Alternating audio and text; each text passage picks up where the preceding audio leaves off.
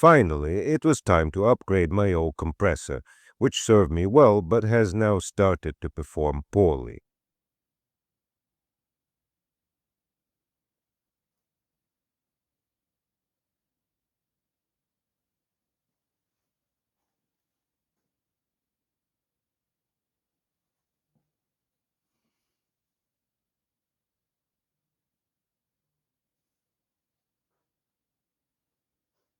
As we know, there are two problems in an air system: oil and water.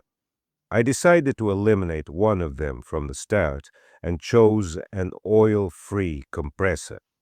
It will be used in a woodworking shop for a stapler, painting, and blowing dust off machines. I think it should be sufficient for that.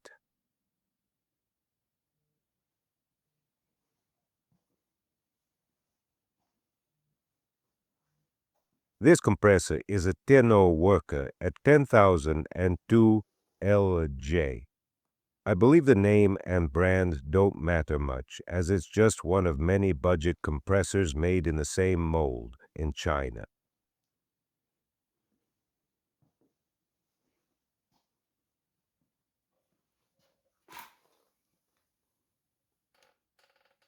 The compressor specifications are as follows: 230 volts, 3000 watts, two 1500 watt motors, 2850 revolutions per minute, maximum pressure, 8 bar, 528 liters per minute at the intake, weight 65 kilograms, receiver 100 liters. I estimate it delivers about 300 liters per minute at the outlet. The front and rear wheels are good.